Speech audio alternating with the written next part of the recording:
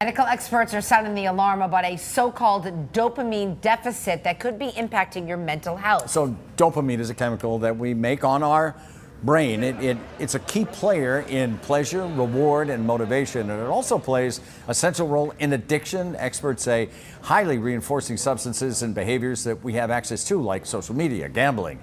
Ultra-processed foods with lots of sugar overwhelm our system with so much dopamine that it throws our balance off, putting us in a chronic dopamine deficit. Experts say that can lead to withdrawal symptoms, for example, like anxiety, irritability, and insomnia. Joining us now is Dr. Kevin Simon, a psychiatrist at Boston Children's Hospital.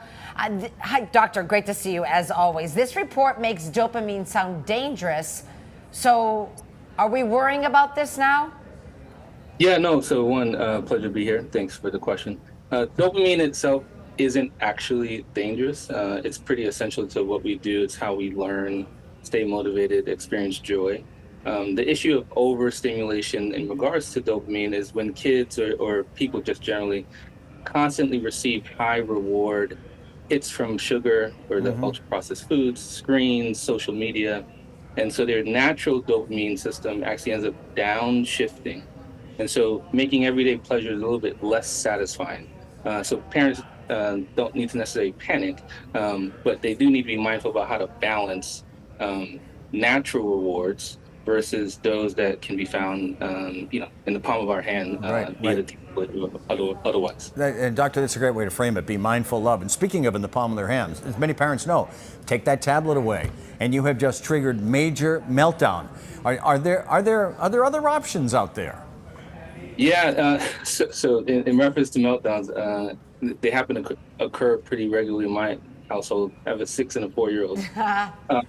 So in reference to like the idea of going cold turkey or taking the tablet away or this phone away, you should be mindful about the timing of it, right? So if I was playing basketball as I was yesterday, and my mom just jumped on the court and said, "Stop playing," it'd be like, "Wait, why are you doing this right now?"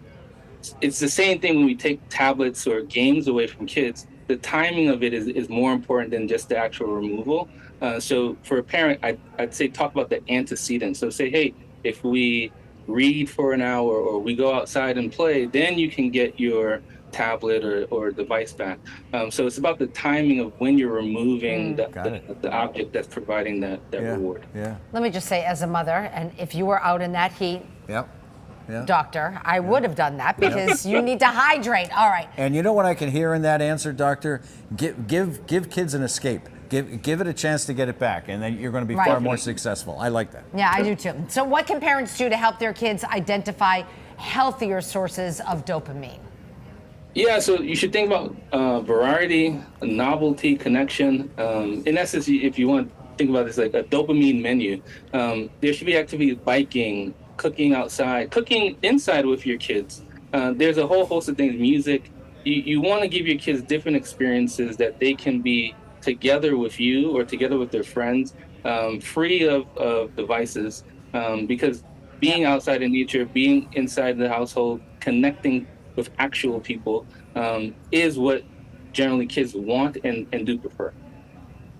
Yeah, it's wonderful. We have a new mom standing right in front of us, and when you said music, she gave it a thumbs up. I saw you, Jenna. It was beautiful because that makes a big difference. So she plays music for her son all the time. That's why I said. Dr. Simon, thank you for your expertise. Great to talk with you. Thanks, doctor. Always great to talk with you. Take care. We appreciate you. Thank you. Happy couple days after the 4th.